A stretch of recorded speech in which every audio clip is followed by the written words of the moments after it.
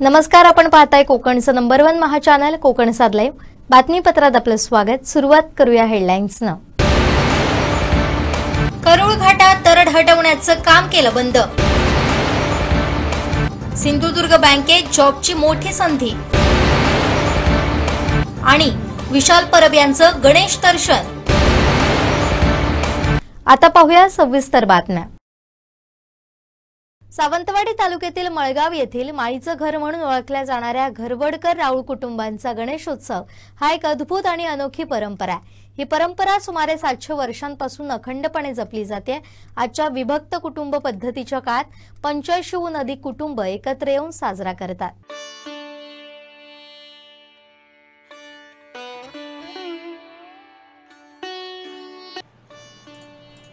हा सोहळा केवळ एक धार्मिक विधी नसून ती कोकणी संस्कृतीच्या अढळ श्रद्धेची आणि कौटुंबिक एकोप्याची गाथा आहे. या उत्सवाचं वैशिष्ट्य म्हणजे इथं विराजमान होणारी गणेश मूर्ती आहे.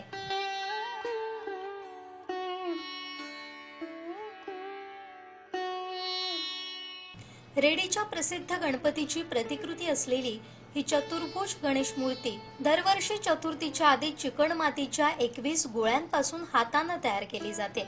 चतुर्थीला तिच्या डोळ्यात चैतन्य भरले जातं. ही परंपरा अनेक पिढ्यांपासून चालत आलेली आहे.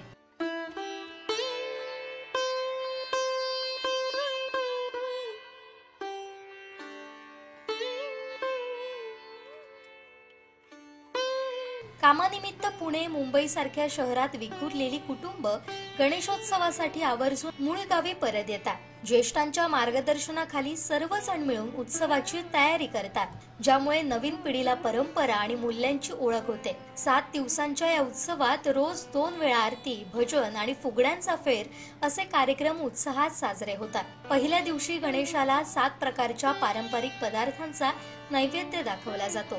त्यानंतर सर्व कुटुंब एकत्र बसून सामूहिक भोजनाचा आनंद घेतात. हे भोजन केवळ एक जेवण नसून ते कुटुंबाला एकत्र आणणारं आणि त्यांच्यातील बंध अधिक घट्ट करणारे एक माध्यम ठरतं. परंपरा ही म्हणजे पूर्वीपासूनच आहे. ही म्हणजे आमच्या पूर्वजापासून, म्हणजे त्याला आता जवळजवळ 700 वर्ष झाली. तर आता तो कार्यक्रम आम्ही अजूनपर्यंत अगदी जोपासून ठेवलेला आहे.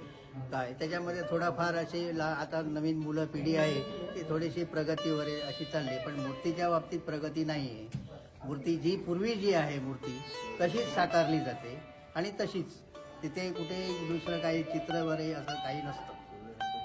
आणि आम्हाला अभिमान आहे की आतापर्यंत एकत्र कुटुंब पद्धत ही आता कुठे जोपासली जात नाही आणि ही आता आमच्या घराण्यामध्ये ही चाललेली आहे. अजूनपर्यंत जोपासून ठेवली, यापुढेही जोपासणार.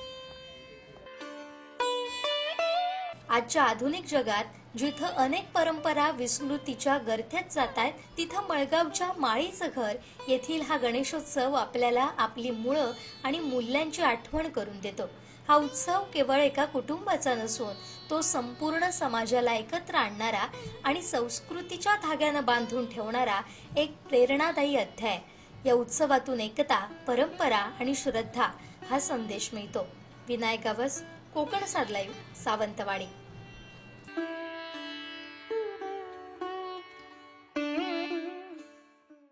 भारत पारतंत्र्यात असताना देशाला स्वातंत्र्य मिळवून देण्यासाठी प्रयत्न सुरू होत आहे. यावेळी लोकमान्य बाळ गंगाधर टिळक यांनी सार्वजनिक गणेशोत्सव परंपरा सुरू केली. तेव्हा या परंपरेला कोकणात पहिल्यांदा सावंतवाडी शहरानं प्रतिसाद दिला. गेल्या 119 वर्षांपासून सालईवाडा इथं सार्वजनिक गणेशोत्सव साजरा करण्याची परंपरा जोपासली जाते. यंदा 120वे वर्ष असून सालईवाडा गणेशोत्सव मंडळाकडून 21 दिवसांचा हा उत्सव आजही जल्लोषात साजरा केला जातोय. लोकमान्य टिळकांच्या संकल्पनेतून 1894 मध्ये महाराष्ट्रात सार्वजनिक गणेशोत्सव सुरू झाले. लोकमान्य टिळकांच्या या आवाहनाला कोकणातून पहिल्यांदा प्रतिसाद सावंतवाडी शहरानं दिला. सावंतवाडीतील सालईवाडा इथं 1906 मध्ये कैलासवासी विष्णू शेठ सापळे आणि कैलासवासी सीताराम शेठ बांदेकर यांनी कोकणातील सर्वात पहिले सार्वजनिक गणेशोत्सव मंडळ स्थापन करत गणरायाची प्रतिष्ठापना केली. या मंडळानं आज 21व्या वर्षात पदार्पण केलंय. कोकणातील हा पहिला सार्वजनिक गणेशोत्सव असल्यामुळे सावंतवाडी शहरासाठी भूषणावह आहे.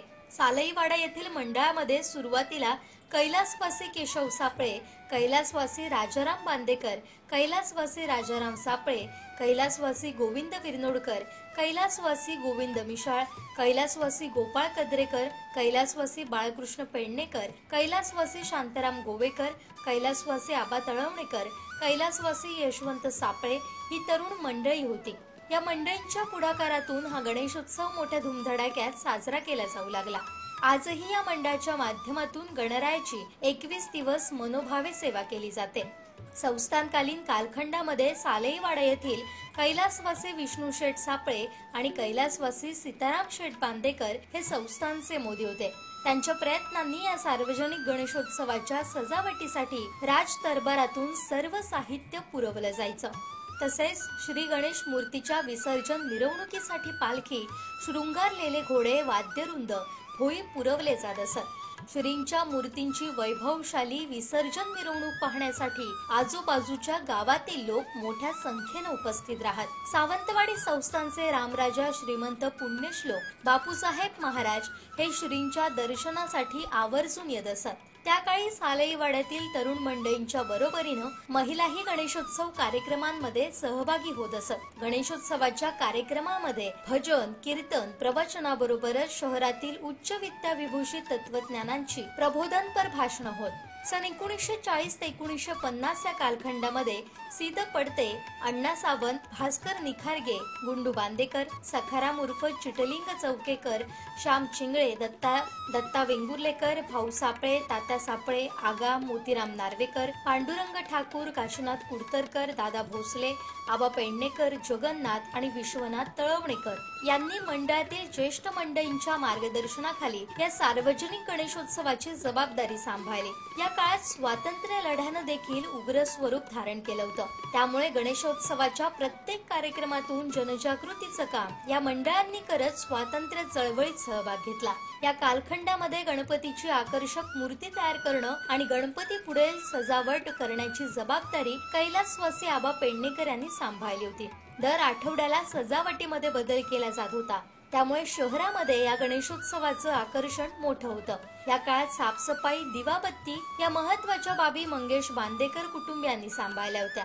सन 1951 ते 1980 या कालखंडामध्ये मंडळाच्या अध्यक्षपदाची जबाबदारी सीद पडते यांनी सांभाळली. या काळात सालईवाड्यातील तरुणांनी गणेशोत्सव मोठ्या उत्साहानं आणि आनंदानं साजरा केला. 1989 ते 1990 या कालखंडामध्ये सालईवाड्यातील तरुण मंडळी अमरनाथ सावंत आणि राजा स्वार यांना मंडळामध्ये सामावून घेण्यात आलं.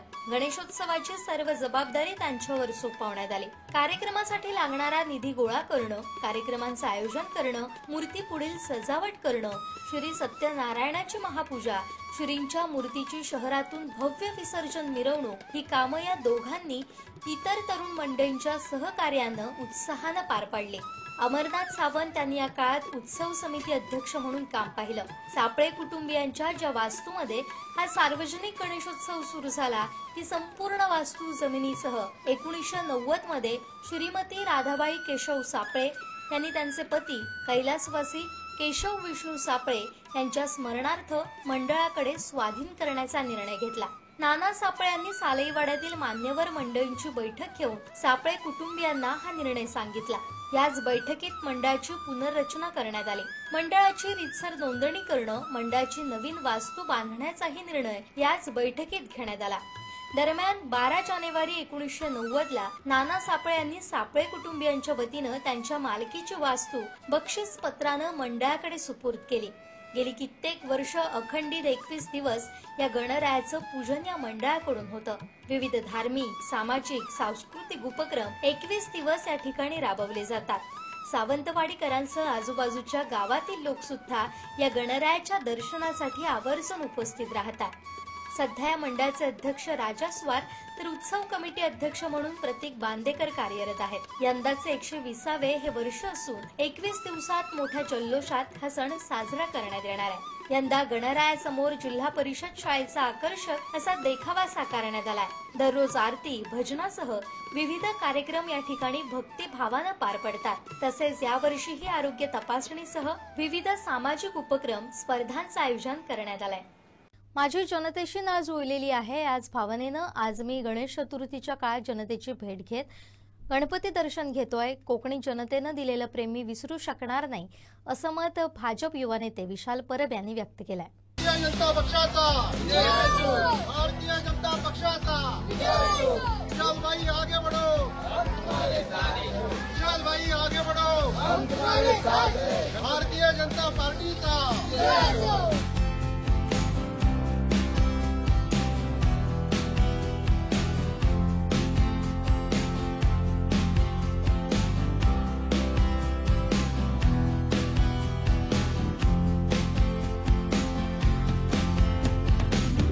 गणपती बाप्पा जोरात, गणपती बाप्पा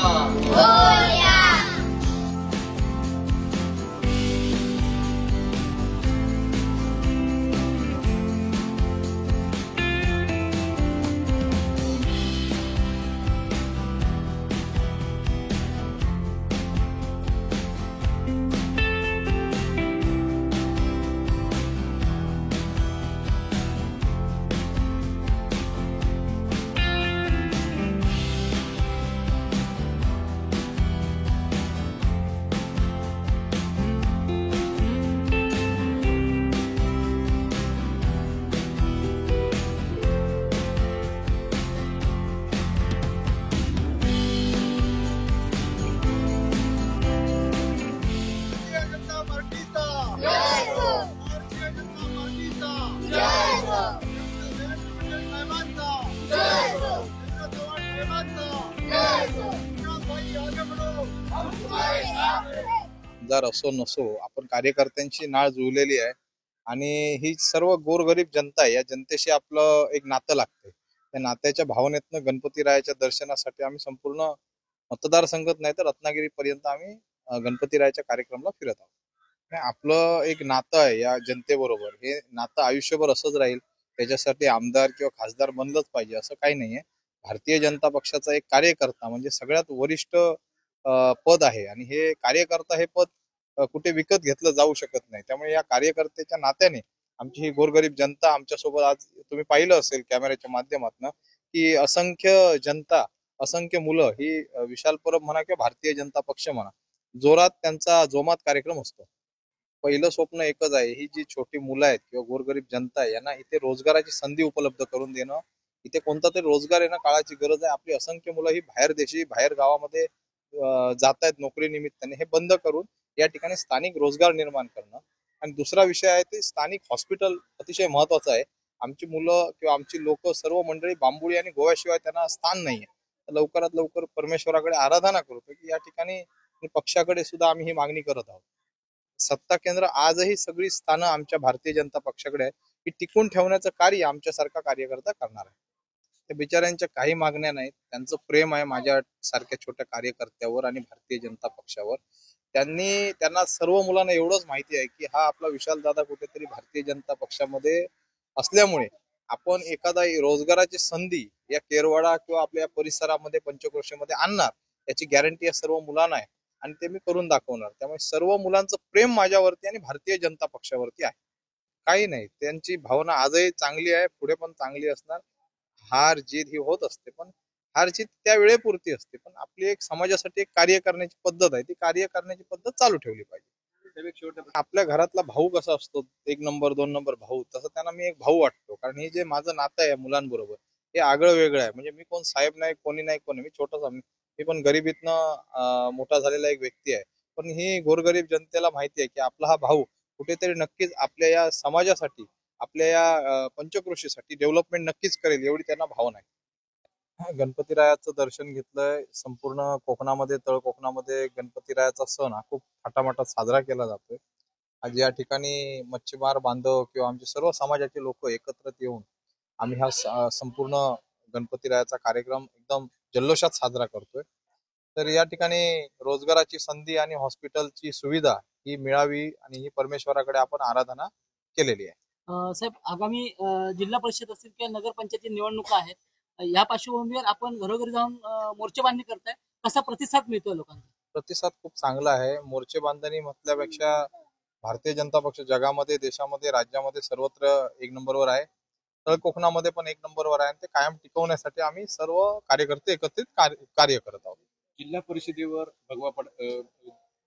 भाजपचा भगवा फडकवण्यासाठी मोर्चे बांधणी सुरू आहे. काय सांगाल आपल्याला भाजपवर यावेळेला भाजपचा झेंडा फडकायला नक्कीच. आता भारतीय जनता पक्ष हा खूप मोठा पक्ष आहे आणि जगातला मोठा पक्ष मी मगाशी म्हटलंय. त्यामुळे तळ कोकणात एक नंबरवर राहण्यासाठी आम्ही प्रयत्न करणार आहोत. काही ठिकाणी शिंदेच्या शिवसेनेकडून स्वबळाचा नारा दिला जातोय.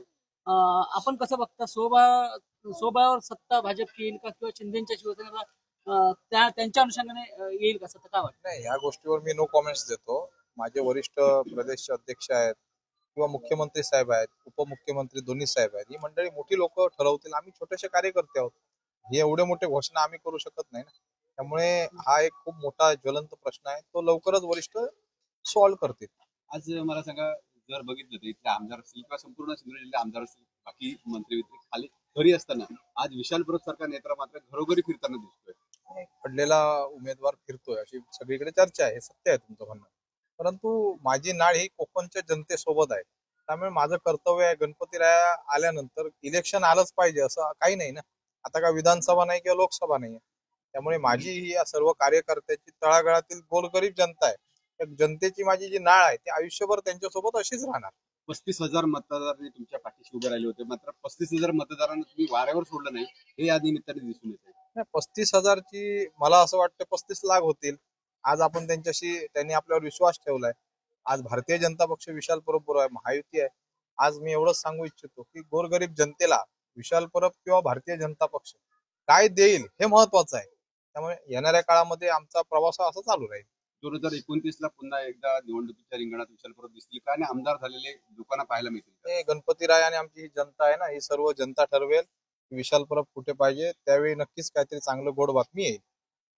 वय कुठलंही असो, आपला वाढदिवस खास असावा असं प्रत्येकाला वाटतं. मात्र श्रीजा मंदार मिस्त्री या मुलीचा पहिला वाढदिवस जरा वेगळा ठरलाय. तो नेमका कसा पाहूया.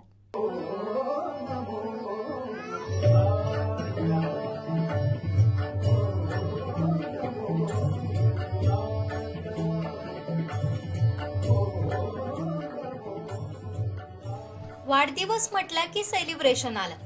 त्यात मुलांचा वाढदिवस आणि तो पहिला असेल तर विचारूच नका. घरातील वडीलधारी मंडळी अगदी महिनाभरापासून प्लॅनिंग करतात. मुलांचे ड्रेस, स्पेशल केक, पार्टीची थीम आणि गिफ्ट अशा सगळ्याच बारीक सारीक गोष्टींचा विचार केला जातो. हल्ली तर वाढदिवस साजरे करण्याचे वेगवेगळे ट्रेंड आहेत. मात्र सावंतवाडी माडखोल येथील श्रीजा मंदार मिस्त्री या चिमुकलीचा वाढदिवस थोडा वेगळा ठरलाय. तिचे वडील मंदार मिस्त्री यांच्या संकल्पनेतून वेगळ्या थाटणीचा पण पारंपरिकतेची कास धरत हा वाढदिवस साजरा करण्यात आला. या निमित्तानं गौरव महाराष्ट्राचा फेम सागर मिस्त्री यांच्या स्वरसागर या संगीत मैफिलीचं आयोजन करण्यात आलं होतं. यामागचा उद्देश सांगताना ते म्हणतात, नमस्कार, मी मंदार सत्यान मिस्त्री. सर्वांना गणेश चतुर्थीच्या हार्दिक हार्दिक शुभेच्छा. तसेच कोकण सातवाहिनीचे पण मनापासून आभार. दिनांक 30 ऑगस्ट 2025 रोजी माझी कन्या श्रीजा मंदार मिस्त्री हिच्या पहिल्या वाढदिवसानिमित्त आमचे लाडके बंधू गौरव महाराष्ट्राचा फेम सागर मिस्त्री यांचा स्वरसागर या संगीत मैफिलीचे आम्ही आयोजन केले होते. तर जेणेकरून आपण असं बघतोय की वाढदिवस असला की साधारण पार्टी वगैरे करणं हा एक नवीन ट्रेंड सेट झालाय. तर त्याला किंचितसा बदल देऊन आपण लहान वयातच मुलांना संगीताची आवड कशी निर्माण होईल, तर त्या दृष्टिकोनातून आपण या कार्यक्रमाचे आयोजन केले होते. तर सर्व रसिकांनी या कार्यक्रमाचा आनंद लुटला. त्यामुळे सर्वांचे मनापासून आभार. पुन्हा एकदा कोकण सातवाहिनीचे सुद्धा मनापासून आभार.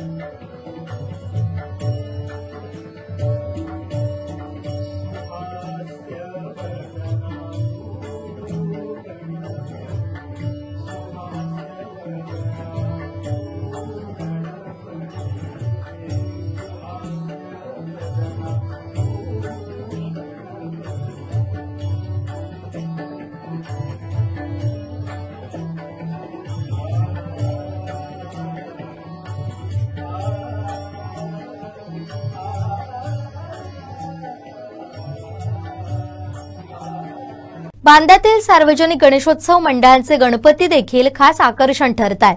शेकडो भाविक दर्शनासाठी येत आहेत. सार्वजनिक गणेशोत्सव विठ्ठल मंदिर, गांधी चौक बांदा, उभा बाजार हनुमान आणि बांदा पोलीस ठाण्यातील श्री पाटेश्वर मंदिरात गणरायाची आराधना केली जाते.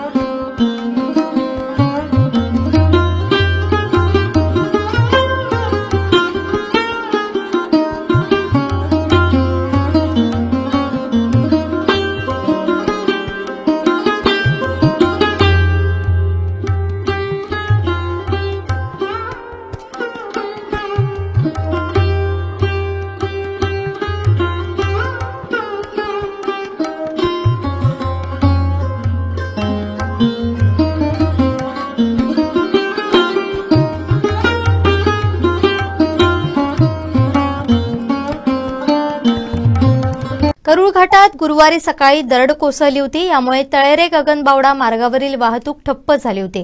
गुरुवारपासून दरड हटवण्याच्या कामाला सुरुवात करण्यात आली, मात्र शुक्रवारी सायंकाळी हे काम बंद करण्यात आलं. थेट येथील परिस्थितीचा आढावा घेतलाय आमचे वैभववाडी प्रतिनिधी श्रीधर साळुंखे यांनी. तळेरे कोल्हापूर राष्ट्रीय महामार्गावरील काल घटना घडली होती. करूळ घाटामध्ये मोठी दरड कोसळली, त्याच ठिकाणी आपण स्पॉटवरती आज आलेलो आहोत. काल सकाळी 8 वाजता ही घटना घडल्याच्या नंतर राष्ट्रीय महामार्ग प्राधिकरण विभागाकडून हे दरड हटवण्याचं काम सुरू होतं. काल रात्री उशिरापर्यंत हे दरड हटवण्याचं काम सुरू होतं. आता आपण त्या स्पॉटवरती पोहोचलेलो आहोत. नेमकी इथे काय परिस्थिती आहे ते आपण जाणून घेऊयात. काल याच ठिकाणी दरड कोसळली होती आणि त्यामुळे जो हा करूळ घाट आहे तो वाहतुकीसाठी बंद करण्यात आलेला होता आणि दरड हटवण्याचं काम सुरू होतं. मात्र आज पाहिलं तर आज हे दरड हटवण्याचं काम आहे ते थांबवण्यात आलेलं आहे. आपण बघितली तर या रस्त्यावरती मोठमोठे दगड अजूनही तसेच आहेत. त्याचबरोबर मातीचा ढीग देखील आहे एका बाजूला आणि ही स्थिती आहे ती आपण पाहिली तर अशी परिस्थिती आता सध्या या ठिकाणी आहे. आपण या घटनेनंतर संबंधित विभागाने या घाटासंदर्भात मान्य जिल्हाधिकारी सिंधुदुर्ग यांच्याकडे याबाबत कळवले होते की घाटातील अन्य काही ठिकाणी दरडींचा धोका आहे, धोकादायक दरडी आहेत, त्यांचा भाग काही ठिकाणी कोसळण्याची देखील शक्यता आहे. अशामुळे या घाटाच्या ज्या दरडी आहेत धोकादायक त्या दरडीचं सर्वेक्षण करणं गरजेचं आहे. त्याकरिता आज राष्ट्रीय महामार्ग प्राधिकरण विभागाची रत्नागिरीवरून टीम आली होती आणि त्या टीमने देखील सर्वेक्षण केला. पण सध्या ही टीम आपण घाटाची पाहणी करत असताना ही टीम मात्र कुठे दिसून आलेली नाही. या टीमकडून नेमकं काय सर्वेक्षण करण्यात आलं हे अद्याप समजण्यात आलेलं नाही. या संदर्भात आपण या संबंधित खात्याचे शाखा अभियंता यांच्याशी संपर्क साधण्याचा देखील प्रयत्न केला, मात्र अद्याप त्यांच्याशी संपर्क होऊ शकला नाही. त्यामुळे नेमकं या टीमकडून काय सर्वेक्षण झालं, काय याबाबत सजेशन सुचवलेलं आहे त्याबाबतची प्रत्यक्ष माहितीही मिळू शकलेली नाही. मात्र तुर्तास आपण पाहिलं तर 12 सप्टेंबरपर्यंत हा घाट वाहतुकीसाठी बंद करण्यात आलेला आहे. तसे आदेश आहे ते काल रात्री जिल्हाधिकारी महोदयांनी काढलेले आहे. त्यामुळे सध्या ह्या घाटातली वाहतूक आहे ही 12 सप्टेंबरपर्यंत बंद राहणार आहे आणि या कालावधीत नेमकं या घाटात संबंधित विभागाकडून कोणती कारवाई होणार आहे, काय उपाययोजना याच्यावरती या दरडींवरती होणार आहे, हे संबंधित विभागाकडून अद्याप तरी स्पष्ट करण्यात आलेलं नाही. मात्र आपण जर पाहिलं तर या घाटातली जी वाहतूक आहे ती वाहतूक फोंडा आणि भुईवाडा या घाटमार्गे वळवण्यात आलेली आहे. त्यानंतर घाटातले अजून अनेक असे स्पॉट आहेत की त्या ठिकाणी दरड कोसळण्याची देखील शक्यता आहे. आताच आपण घाटातून प्रवास करत असताना त्या दरडींचा जो भाग आहे, ज्या धोकादायक दरडी आहेत त्या आपण निदर्शनास आल्या. त्यामुळे येणाऱ्या काही काळात त्या धोकादायक दरडी हटवणं देखील महत्वाचं असणार आहे आणि ते प्रवासाच्या दृष्टीने अगदी सुरक्षेच्या दृष्टीने त्या दरडींवर उपाययोजना करणं अगदी महत्वाचं असणार आहे. कॅमेरामन साहिल बागवेसह मी श्रीधर साळुंखे, कोकणसाद लाईव्ह, वैभववाडी. सिंधुदुर्ग जिल्ह्यात गणेशोत्सव म्हणजे भक्तिभाव, परंपरा आणि उत्साहाचा संगम. या जिल्ह्यातील परंपरा जपणाऱ्या गणेशोत्सवांमध्ये मालवण तालुक्यातील ओळी येथील खाडीगावकर घराण्याचा गणपती हा विशेष ठरतो. तब्बल 350 वर्षांची अखंड परंपरा असलेला हा गणपती आजही 40 कुटुंबांना एकत्र आणतो. हीच या कुटुंब व्यवस्थेची खरी ताकद आहे.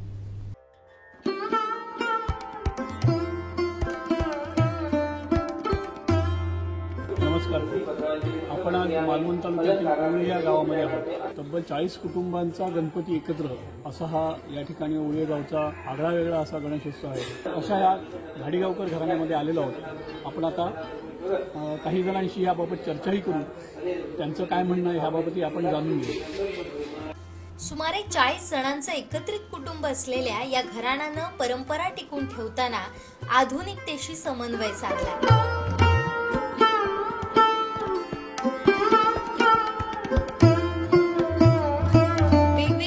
बांधली गेली तरी देवघर, तुळशी वृंदावन यांसारख्या दैनंदिन परंपरा वेगळ्या घरात नाही. ऐतिहासिक आणि वेगवेगळी परंपरा असलेल्या अशा या घराण्यात खरं म्हणजे भजनाबरोबरच नाट्य परंपरा यांच्याकडे मोठी आहे. दशावतारी नाटकांबरोबरच प्रायोगिक नाटकं असंही या घराण्याचं लौकिक आहे. आपल्यासोबत विश्वजित घाडीगावकर आहेत. कुटुंब आहे शिवकालीन त्याची जवळ 350 वर्षापासून चालू आहे. एकत्र कुटुंब पद्धती जवळजवळ 25 ते 30 कुटुंब अजूनही एकत्र नांदतायत इथे आणि इथे सर्व सणवार सगळेच साजरे केले जातात. वर्षाला म्हणजे होळी असते म्हणा, तुमचा गणपती म्हणा, दसरा म्हणा, गुढीपाडवा म्हणा, हे सर्व सण एकत्रितपणे साजरे केले जातात. साधारण सगळी कुटुंब मिळून किती माणसं असतील? जी सगळे कुटुंब मिळून जवळजवळ 300-350 माणसं असतील. हो. कैलासवासी नामदेव घाडीगावकर हे प्रख्यात सुप्रसिद्ध डबलबारी भजनी सम्राट होऊन गेले. त्यांच्यानंतर त्यांच्या पश्चात त्यांचा पुतण्या पप्पू घाडीगावकर हा ही परंपरा पुढे चालू करतोय. आणि असेच आमच्या कुटुंबातले काही बरेच जण आहेत. सुदर्शन गावकर आहेत, ते पण भजन वगैरे करतायत. म्हणजे अशी परंपरा अजूनही चालू आहे. आमच्याजवळ इथे शिगम्यामध्ये दशावतारी नाटक ही आमची परंपरा पहिल्यापासून आहे. ते आम्ही त्यांच्या प्रयोग आम्ही करतो. दुसरं म्हणजे आम्ही इथे नाटकं बसून वगैरे जिल्हास्तरीय स्पर्धेला पण मी भाग घेतलाय. संगीत नाटक, मच्छगंधा, सौभद्र यासाठी इथले लोकांना प्रोत्साहन देऊन इथल्या लोकांचे बसवून घेऊन सगळं नाटकं आम्ही बाहेर पण नाटकं केली. सर्वच कुटुंबीय प्रत्येक सण उत्सवासाठी आजही मूळ घरात एकत्र येतात.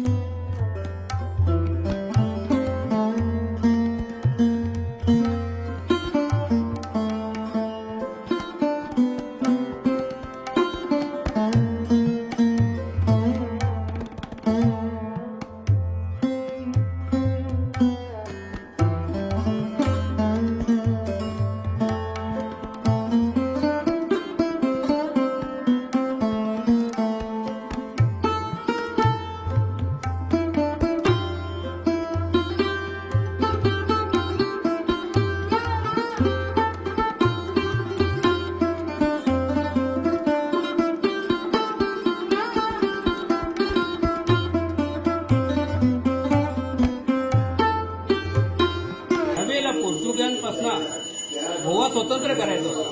त्यावेळेला जे वास्तव्य संभाजीराजांनी केलं गडावरती, त्या गडावरती वास्तव्य करते ते गोव्याचं पहिलं नाव गोंडा आणि आता गोवा झालं. तर त्यावेळेला स्वातंत्र्य पहिल्या वेळेला शिवाजी महाराजांना शक्य नाही झालं. दुसऱ्या वेळेला संभाजी महाराजांबरोबर छत्रपती शिवाजी महाराज आले. त्यावेळेला त्यांचं राहून म्हणजे इथे पदपर्शन झालेलं आणि हा राजवाडा शिवाजी महाराजांच्या पायाने पवित्र झाला. छत्रपती शिवाजी महाराजांच्या पदस्पर्शानं पावन झालेलं हे घराणं सिद्धगड किल्ल्याच्या पायथ्याशी बसलेलं असून ऐतिहासिक वारसा ठेवा जपणारं मानलं जातं.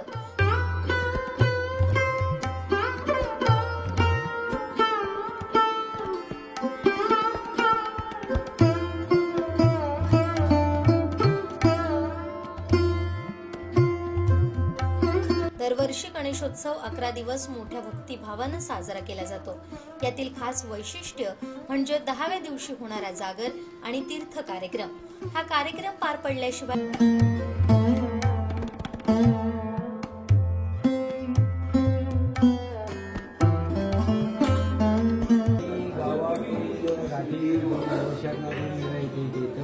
गावराटी येते अधिक तिथे जो काय प्रोग्राम होता किंवा शिवका म्हणा किंवा काय पारंपरिक वार्षिका होता आणि वार्षिका झाल्यानंतर महाशिव 3 वर्षांनी देव इथे संपूर्ण राठी गावभर संपूर्ण राठी इथे येते.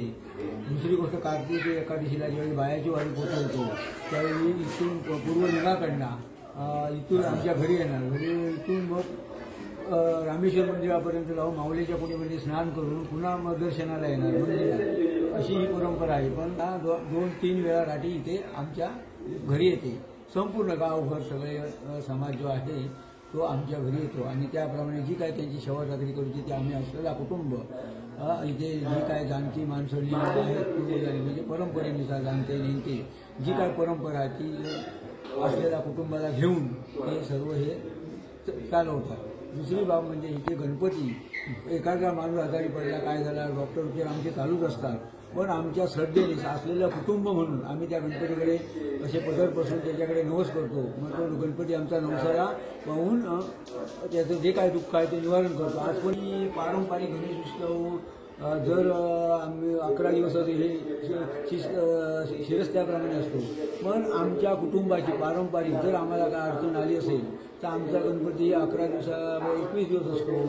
त्याच्याबरोबर जर अडचण आली असतं 37 दिवस पण असतो आमचा गणपती. पण जी काय आमची परंपरा इथे असते नावान वगैरे आमच्या घरी असतं त्या झाल्याशिवाय आमचा हा गणपती मांडाचा गणपती असतो तो पोचवता येत नाही. मी अमेरिकेत न्यू जर्सीमध्ये राहतो आणि मी दर 2 वर्षांनी गणपतीलाच यायचा प्रयत्न करतो. कारण का गणपती म्हणजे कोकणात फार धमाल असते आणि सगळेजण मिळतात आणि आमच्या घरातले म्हणजे तुमची नोकरी जाईल तरी ते इथे गणपतीला येतील आणि नवस सांगतील असा कोकणी माणूस आहे. त्यामुळे मी पण तसंच एवढ्या लांबून अमेरिकेवरून माझी बायको आणि मुलगी आम्ही तिघे जण इथे आलो आणि आता विसर्जन करूनच आम्ही भजन, दशावतार, संगीत नाटक यांसारख्या सांस्कृतिक परंपरांनी नटलेला खाडीगावकरांचा गणेशोत्सव हा धार्मिक, सांस्कृतिक आणि ऐतिहासिक वारसा जपणारा आदर्श उत्सव म्हणून संपूर्ण जिल्ह्यात प्रसिद्ध आहे. नवसाला पावणारा गणराज म्हणून या गणपतीची ओळख दशकृषीभर आहे.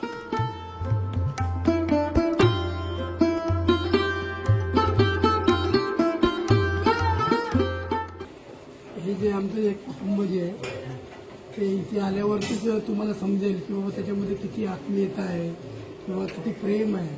आम्ही सगळी भावंड जी आहोत ती सगळी आम्ही एकत्र येतो इकडे अलग लक्षात. आणि ही जी परंपरा जी आमच्या पूर्वजांनी जी पाळलेली आहे तिला आम्ही पुढे नेण्याचा प्रयत्न करतो.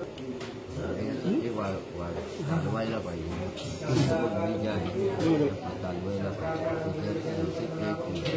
ह्या अशा परंपरा जपणं आणि त्या सांभाळणं ही काळाची गरज आहे आणि ते सांभाळण्याचं आणि जपण्याचा प्रयत्न हे घाडीगावकर कुटुंबीय करत आहे. कोकण सात लाईव्हसाठी लंगमाळेश्वर ओवळी तालुका मालवण.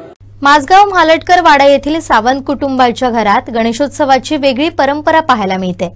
या घरात एकाच घरात 8 गणपतींचं पूजन होतं. पाहूया.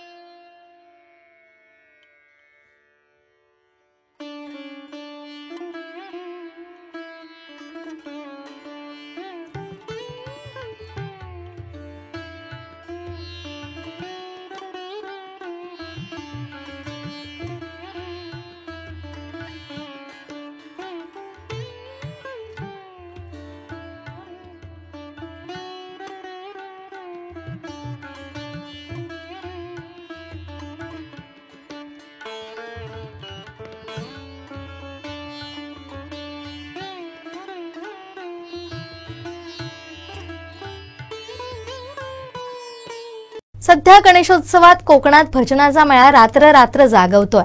आबालवृद्ध सारेच यात दंग झालेत. असंच मातोंड गावठणवाडी येथील 70 वर्षीय प्रकाश नरसे यांनी युवकांसोबत ठेका धरला. ते यात एवढे दंग झालेत की भानच विसरून गेले.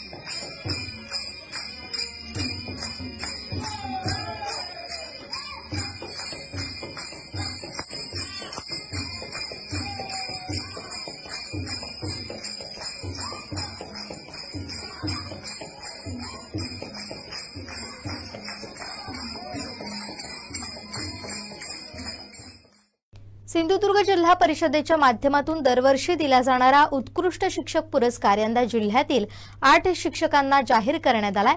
जिल्हा परिषदेचे मुख्य कार्यकारी अधिकारी रवींद्र खेबुडकर यांनी पत्रकार परिषदेत ही घोषणा केली. यावेळी प्राथमिक शिक्षणाधिकारी गणपती कमळकर उपस्थित होते.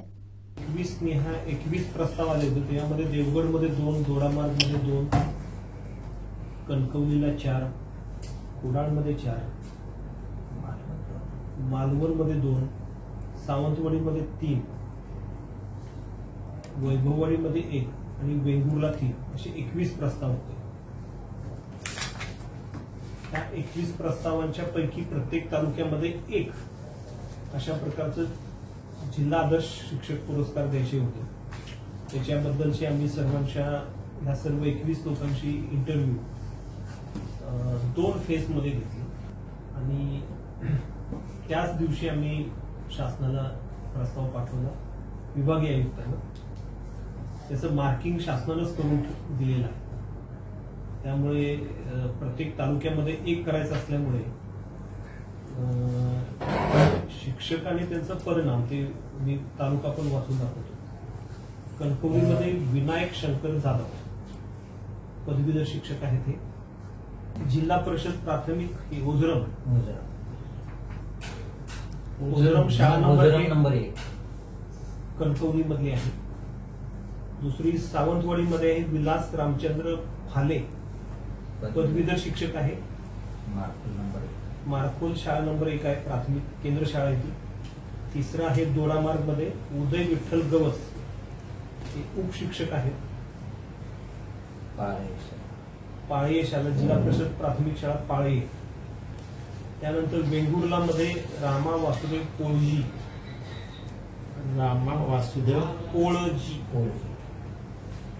तुम्हाला झेरॉक्स पाहिजे तर देतो मी.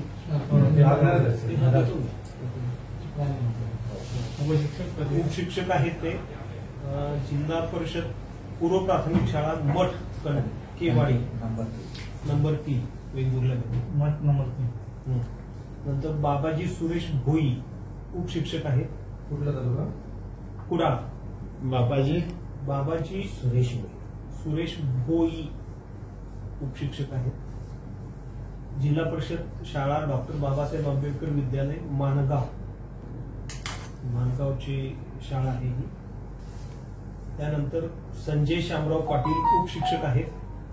जिल्हा परिषद प्राथमिक शाळा गिरिये नंबर 1 देवगड मध्ये आहे. त्यानंतर वैभववाडीमध्ये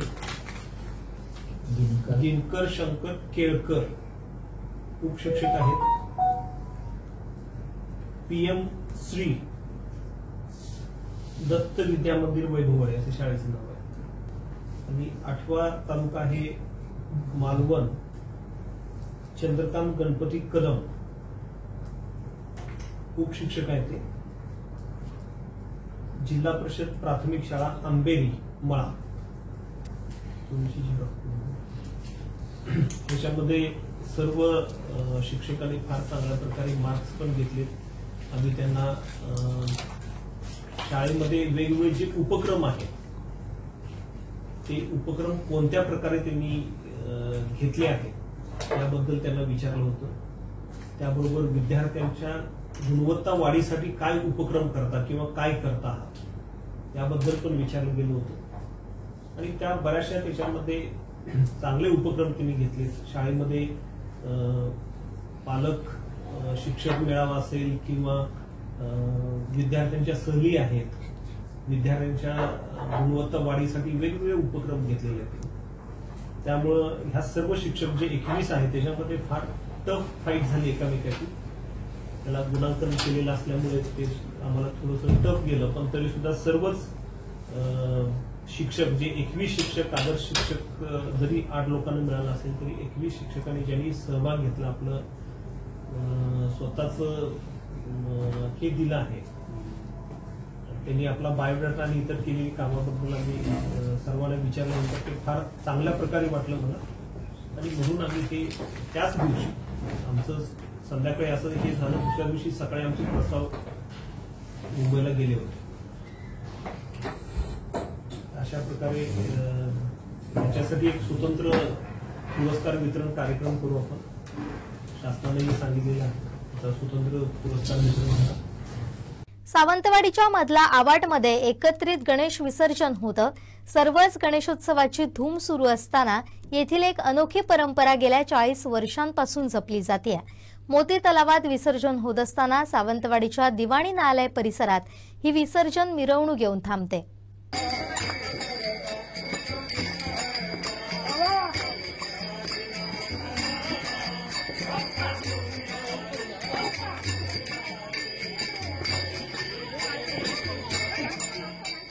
या भागातील 16 कुटुंब आपला गणेशोत्सव उत्साहात साजरा करतात. तसंच सर्व कुटुंबांचे गणपती एकाच वेळी विसर्जन करण्याची एक वेगळी पद्धत या ठिकाणी आहे.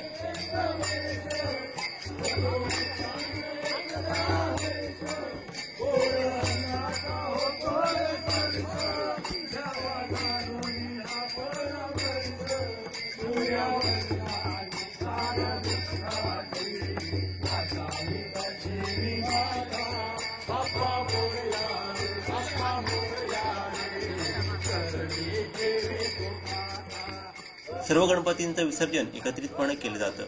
सर्व बाप्पांना एकत्र करून टाळ मृदंगाच्या गजरात नाचत गाजत मिरवणुकीने विसर्जनासाठी नेलं जातं. विसर्जन करण्यापूर्वी सावंतवाडीतील मोती तलावाच्या काठावर असलेल्या दिवाणी न्यायालयाच्या आवारात ही मिरवणूक घेऊन पोहोचते. यानंतर याच ठिकाणी गणपतींची एकत्र आरती केली जाते. ही आरती झाल्यावर सर्व बाप्पांवरती दुग्ध अभिषेक केला जातो आणि मोती तलावात विसर्जन केलं जातं. गेली 40 वर्ष अविरतपणे ही परंपरा सुरू आहे.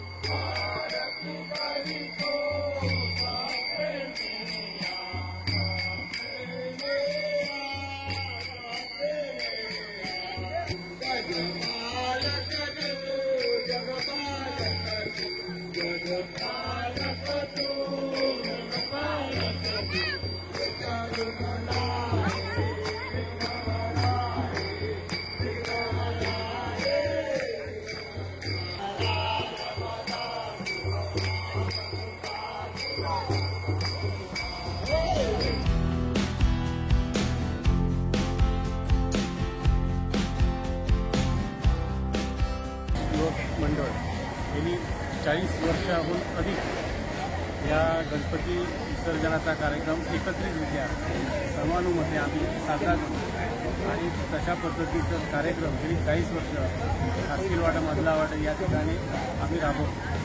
या मंडळाची सुरुवात मुंबई येथून झाली. मुंबई येथून या मंडळाची स्थापना केली आणि त्यानंतर तेच मंडळाची पुनर्रचना सावंतवाडीमध्ये करून गेली अनेक वर्ष एकत्रितपणे कुठल्याही प्रकारचं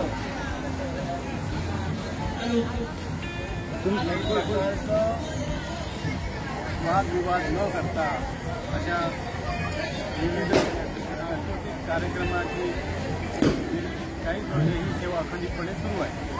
त्यामध्ये आमच्या अगोदरचे आमचे वडील असतील, काका असतील आणि ह्या मंडळीने आम्हाला आदर्श घडून दिला की शहरामध्ये अशा पद्धतीने जर आपण एकत्रित राहून चांगल्या पद्धतीचं कार्य केलं तर त्याची पुढे होत असतो. अशा पद्धतीने हा कार्यक्रम आम्ही गेली 5 वर्ष करतो. देव महापुरुष मंडळ सावंत.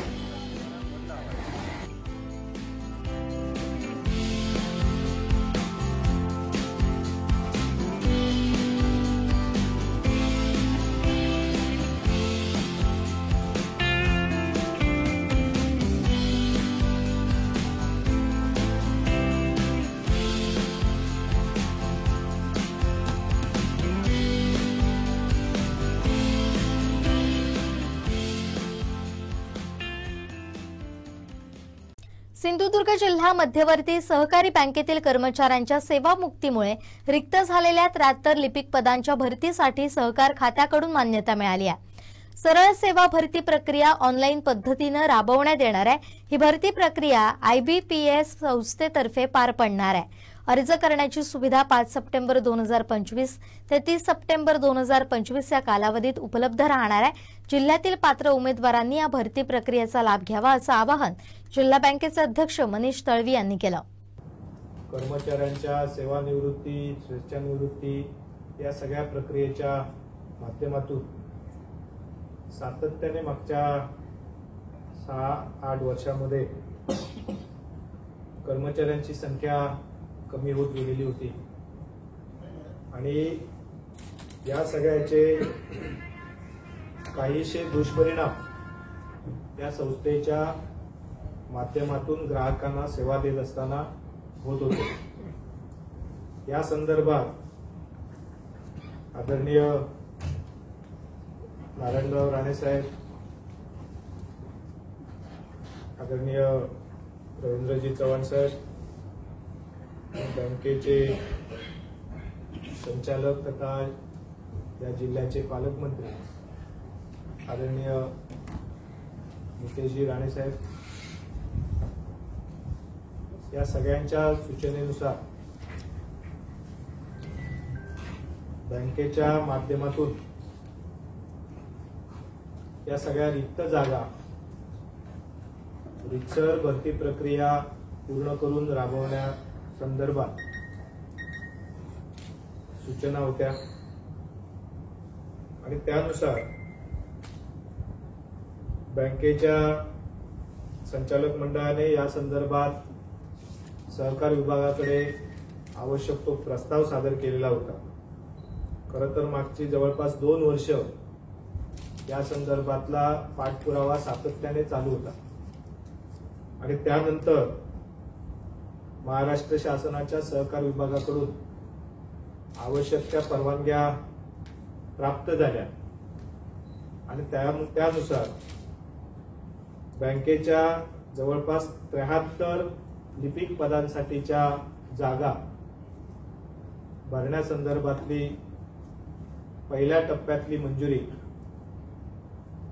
बँकेस प्राप्त झाली आणि त्यानुसार महाराष्ट्र शासनाच्या परिपत्रकानुसार ज्या 7 विविध कंपन्यांच्या माध्यमातून सर्व जिल्हा बँका किंवा राज्य बँका यांच्यामधल्या भरती प्रक्रिया राबवण्यातली यादी जाहीर करण्यात आलेली होती आणि त्या 7 कंपन्यांपैकी केंद्र शासनाच्या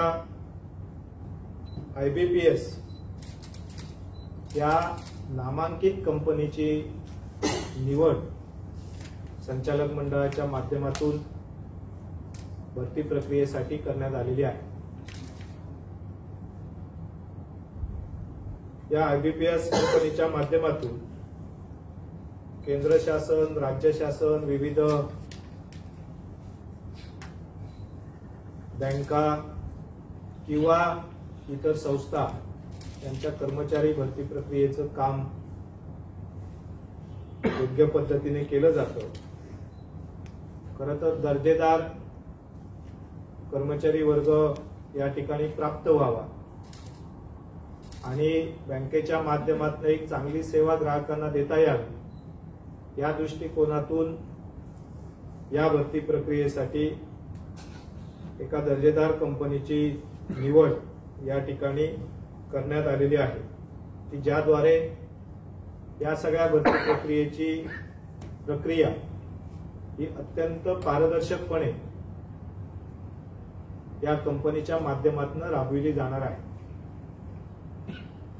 खरं तर 2008 नंतर पहिल्यांदाच बँकेमध्ये ही भरती प्रक्रिया रीतसर राबविली जात आहे आणि म्हणून यासाठी खास एक परवानगी बँकेच्या संचालक मंडळाच्या पाठपुराव्यानंतर या ठिकाणी आपल्याला प्राप्त झाली की जिल्ह्यातीलच उमेदवार या भरती प्रक्रियेसाठी आपला उमेदवारी अर्ज सादर करू शकतात आणि यासाठी त्यांना आपलं स्वतःचं डोमेसाईल अधिवास प्रमाणपत्र म्हणजे डोमेसाईल सर्टिफिकेट या ऑनलाईन अर्ज सादर करत असताना त्या ठिकाणी सादर करावं लागणार आहे आणि म्हणून या भरती प्रक्रियेची अर्ज सादर करण्याचा कालावधी हा वाढवून घेण्यात आलेला आहे आणि तो कालावधी पूर्ण 1 महिन्यासाठी त्या ठिकाणी ठेवण्यात आलेला आहे. त्याचं कारण की जिल्ह्यातील जास्तीत जास्त उमेदवारांना या भरती प्रक्रियेमध्ये आपला उमेदवारी अर्ज सादर करता यावा यासाठी हा कालावधी 5 तारीख पहाटेपासून 4 तारीख रात्री 12 नंतर याचा ऑनलाईन ऍप्लिकेशन सादर करण्याचा कालावधी सुरू होईल आणि तो कालावधी हा 30/9/2025 रात्री 12 वाजेपर्यंत चालू राहणार आहे आणि या कालावधीमध्ये आवश्यक त्या सगळ्या माहितीची उपलब्धता ही www.sindhudurgdcc.com या वेबसाईटवर त्या ठिकाणी सविस्तररित्या उपलब्ध राहणार आहे. ऑनलाईन अर्ज भरण्याचा कालावधी संपल्यानंतर त्या ठिकाणी परीक्षा घेतली जाईल आणि परीक्षा झाल्यानंतर त्याच्या पुढच्या 8 दिवसामध्ये 8 ते 10 दिवसामध्ये त्याचा निकाल त्या ठिकाणी जाहीर करून IBPS कंपनीच्या माध्यमातून त्याची यादी निश्चिती करून ती यादी बँकेकडे दिली जाईल. खरं तर यासाठी वयोमर्यादा सुद्धा 35 ऐवजी 38 करून घेण्यासाठी सातत्याने प्रयत्न केला गेला आणि त्याही मध्ये आपल्याला यश मिळालं आणि म्हणून या सगळ्या उमेदवारांना ज्यांचं वय किमान 21 आणि कमाल 38 वर्ष ज्यांचं वय असेल अशा सर्व उमेदवारांना त्या ठिकाणी आपला उमेदवारी अर्ज ऑनलाईन सादर करता येणार आहे. या संदर्भात शैक्षणिक पात्रता असेल, संगणकीय ज्ञान असेल, अनुभवासंदर्भातल्या काही गोष्टी असतील तर याच्या संदर्भातले सगळे जे काही गुणांकन आहे या संदर्भातली सगळी माहिती प्रत्येक उमेदवाराला त्याच्या मेल ID वर डिटेल त्याची माहिती पुरवली जाईल आणि या संदर्भात समजा कुठल्याही उमेदवाराला काही शंका असेल किंवा काही तक्रारी असतील तर त्याच्या संदर्भात सुद्धा cgrs.ibps.in या IBPS कंपनीच्या वेबसाईटवर आपल्याला तक्रार सादर करता येईल किंवा त्याची सविस्तर माहिती सुद्धा घेता येईल आणि बाकी सर्व माहिती ही www.sindhudurgdcc.com या वेबसाईटवर उपलब्ध आपल्याला असणार आहे. या सगळ्याच्या माध्यमातून जे उमेदवार उमेदवारी अर्ज सादर करतील आणि त्यांचे उमेदवारांची एक यादी निश्चित होईल त्यानंतर परीक्षा पूर्व काळामध्ये बँकेच्या माध्यमातून या जिल्ह्यातील जास्तीत जास्त उमेदवारांना या बँकिंग परीक्षेची माहिती व्हावी, या बँकिंग परीक्षेसंदर्भातली ज्ञान असावं आणि त्याच्यामध्ये एक भीती त्यांच्या मनात असू नये या दृष्टिकोनातनं आम्ही स्वतः बँक पुढाकार घेऊन त्या ठिकाणी प्रशिक्षणाचं आयोजन सुद्धा उमेदवाराच्या संख्येच्या नुसार जिल्ह्यात 2 किंवा 3 ठिकाणी करण्याचा उपक्रम आम्ही हाती घेतो आहोत की जेणेकरून या सगळ्या भरती प्रक्रियेमध्ये आपल्या जिल्ह्यातला उमेदवार टिकला पाहिजे, आपल्या जिल्ह्यातल्या उमेदवाराला त्या संदर्भातली सविस्तर माहिती मिळाली पाहिजे या दृष्टिकोनातून आम्ही हे पाऊल उचलतो आहोत। खरं तर यानंतरच्या दुसरा टप्पा सुद्धा हा साधारणतः जानेवारी महिन्यामध्ये सुरू होणार आहे। या पहिल्या टप्प्यामध्ये आपण 73 जागांची आहोत आणि हा टप्पा पूर्ण झाल्यानंतरचा सगळा अनुभव विचारात घेऊन मग पुढच्या टप्प्याची आपण त्या ठिकाणी सुरुवात करणार आहोत। आणि म्हणून या पत्रकार परिषदेच्या माध्यमातून जिल्ह्यातल्या सर्वच इच्छुक उमेदवारांना, या जिल्ह्यातील आपल्या सगळ्या जिल्हावासियांना विनंती करेन की आपल्या जिल्ह्यासाठी एक चांगली सुवर्ण संधी आपल्या पाल्यांसाठी उपलब्ध झालेली आहे। या परीक्षेची तयारी करण्यासाठीचा सुद्धा पुरेसा वेळ आपल्या सगळ्यांकडे उपलब्ध आहे, त्याचा उपयोग आपण सर्वांनी करून घ्या। या संदर्भात कुठल्याही प्रकारच्या वेगवेगळ्या बातम्या कोणाच्याही कानावर आल्या किंवा प्रलोभनं कोणी दाखवली तरी कोणी त्या सगळ्यामध्ये बळी पडू नका। बँकेचा चेअरमन म्हणून बँकेच्या संचालक मंडळाच्या वतीने आम्ही या ठिकाणी स्पष्ट करतो की ही भरती प्रक्रिया ही अत्यंत पारदर्शकपणे या ठिकाणी केली जाणार आहे। त्यामुळे कोणीही चुकीच्या पद्धतीने कुठल्याही प्रकारचं आमिष दिलं तरी त्या ठिकाणी कुठल्याही उमेदवाराने बळी पडू नये। आपण आपल्या परीक्षेची तयारी करा। परीक्षेची तयारी करण्यासाठी त्या ठिकाणी आपल्याला आवश्यक ती माहिती देण्यासाठी बँकेच्या वतीने शिबिराचं आयोजन केलं जाईल, त्याचा लाभ घ्या आणि चांगल्या दर्जाने चांगल्या गुणांकन प्राप्त करून आपण या भरती प्रक्रियेमध्ये पास होण्यासाठी सगळ्यांनी या संधीचा उपयोग करून घ्यावा ही विनंती। धन्यवाद। शेवटी ठळक घडामोडी पुन्हा एकदा। करूळ घाटात दरड हटवण्याचं काम केलं बंद। सिंधुदुर्ग बँकेत जॉबची मोठी संधी आणि विशाल परब यांचं गणेश दर्शन। बातमीपत्रात वेळ झाली इथेच थांबण्याची। पाहत राहा कोकणचं नंबर 1 महा चॅनल कोकण साध लाईव्ह। धन्यवाद।